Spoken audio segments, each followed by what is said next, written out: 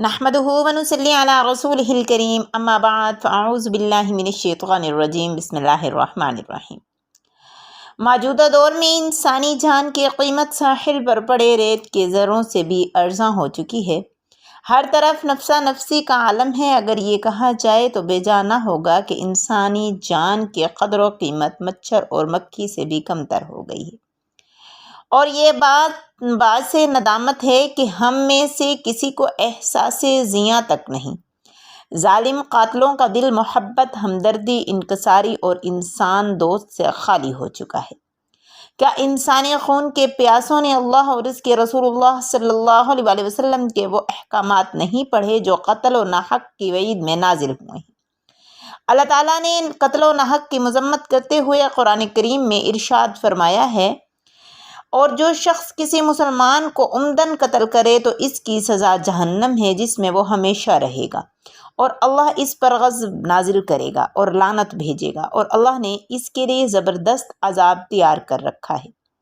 ایک اور جگہ اللہ پاک ارشاد فرماتے ہیں، جس جان کو اللہ تعالیٰ نے حرمت عطا کی ہے اسے قتل نہ کر دو، مگر یہ کہ تمہیں اس کا شرعاً حق پہنچتا ہے، اور جو شخص مظلومانہ طور پر قتل ہو جائے تو ہم نے اس کی ولی کو اختیار دیا ہے، چنانچہ اس پر لازم ہے وہ قتل کرنے میں حد سے زیادہ تجاوز نہ کرے۔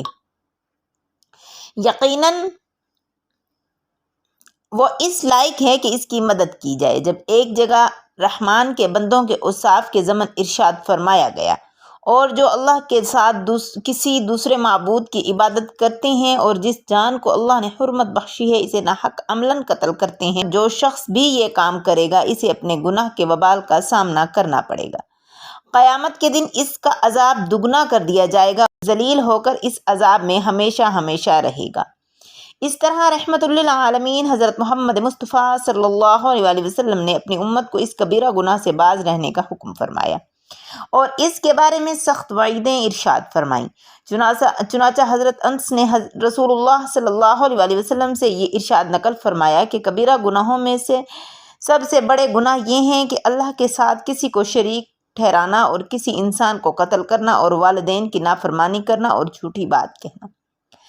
ایک دوسری حدیث مبارکہ میں اس سے بھی زیادہ سخت وعید فرمائی۔ چنانچہ ارشاد نبی صلی اللہ علیہ وسلم ہے، کسی مسلمان کو گالی دینا گناہ اور اسے قتل کرنا کفر ہے۔ حضرت محمد صلی اللہ علیہ وسلم نے ارشاد فرمایا، جس وقت قاتل کسی ناحق کو قتل کرتا ہے تو وہ مومن نہیں ہوتا۔ پھر یہاں یہ بات بھی مد نظر رکھنی چاہیے کہ قتل ناحق نہ صرف قاتل کا چین چھین لیتا ہے،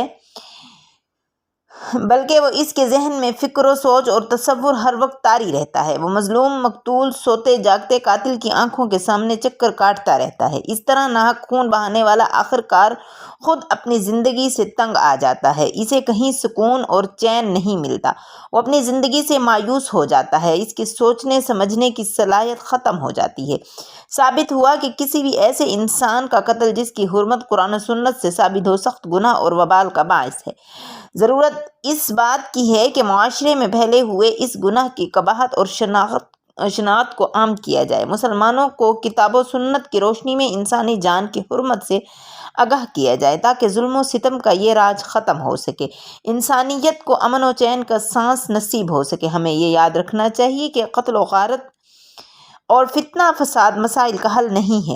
مسائل کا حل جو ہے وہ امن، محبت، ہمدردی، انکساری اور باہمی محبت، ان سب چیزوں کی بہت زیادہ ضرورت ہے جس کا آج فقدان ہے۔ آئیے آج عہد کرتے ہیں کہ ہم اپنی زندگی کو حضور اکرم صلی اللہ علیہ وسلم کے ارشادات مبارکہ کے مطابق بنائیں گے اور کسی بھی بے گناہ انسان کو تکلیف نہیں دیں گے۔ جس دن یہ مثبت سوچ معاشرے میں مضبوط ہو گئی، اسی دن انسانی خون کی ارزانی ختم ہو جائے گی اور موت کی جگہ زندگی اور غم کی جگہ خوشی کے پھول کھلیں گے۔ اللہ تعالیٰ ہمیں دین کی صحیح سمجھ عطا فرمائے، آمین ثم آمین۔